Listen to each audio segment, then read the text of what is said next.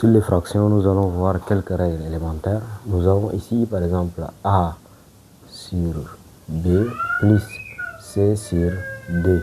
Là, ce que vous allez faire, c'est quoi? Vous allez prendre cette fraction-là, n'est-ce pas? La première fraction, vous prenez la seconde fraction, là, vous prenez son dénominateur, là.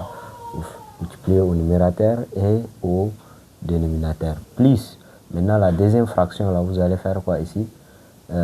Vous allez mettre cette fraction, vous allez prendre le dénominateur ici, là, pour le multiplier au numérateur et au dénominateur. Au numérateur et au dénominateur. Donc maintenant cette opération, ça veut dire quoi? Cette opération, on dit rendre les fractions au même dénominateur.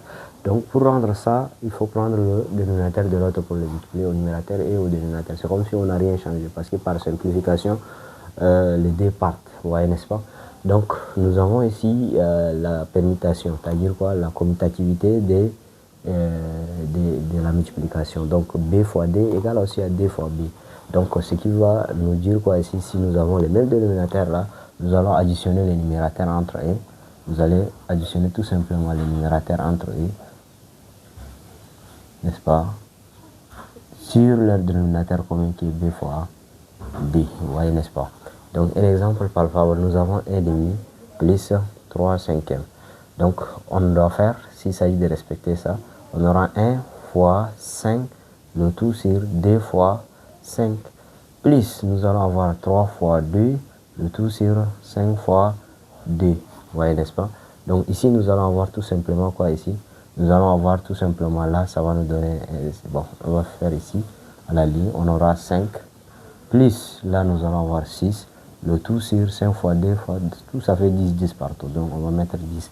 Et là on aura ici 11 dixièmes, c'est ça, rendre l'équation ou bien la fraction au même dénominateur avant de procéder aux opérations.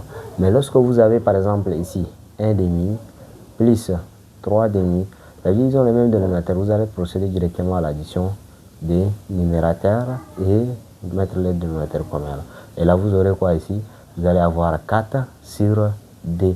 Et là si vous avez ça, vous allez simplifier parce qu'il faut rendre votre fraction irréductible. Ça veut dire qu'elle ne peut pas avoir des choses où à simplifier, on laisse comme ça. Non, on doit avoir D fois D, le tout sur D. Et là, les D, ça se simplifie, on aura tout simplement D.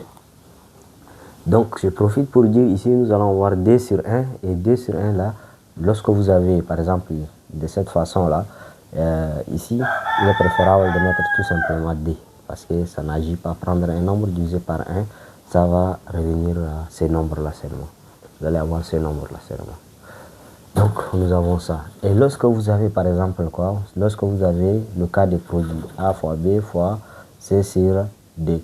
Là, vous allez avoir tout simplement à multiplier les numérateurs entre eux, c'est-à-dire A fois C, le tout sur B fois D. Donc, on prend un exemple. Nous allons avoir D tiers plus 1 cinquième fois 1 cinquième, comme nous sommes dans le cas de la multiplication. Donc, ce que vous allez avoir D fois 1, le tout sur 3 fois 5.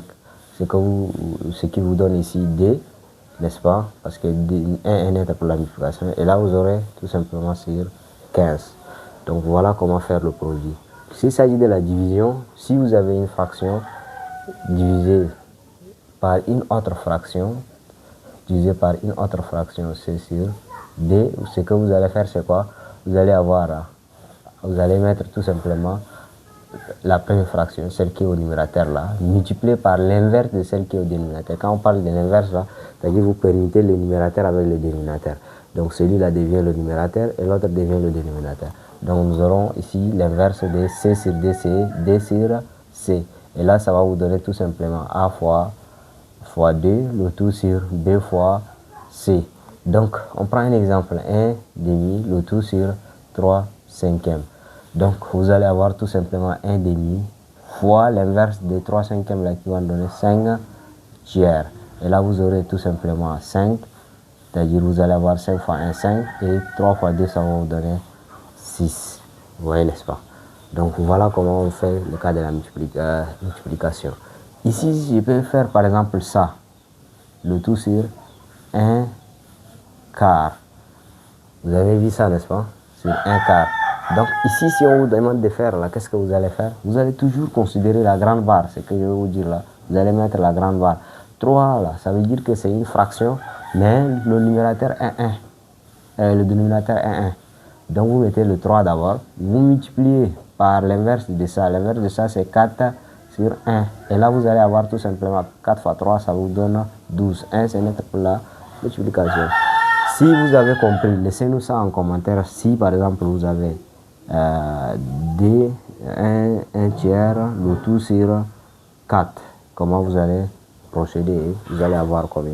Merci de nous avoir suivis et à très bientôt pour une nouvelle vidéo.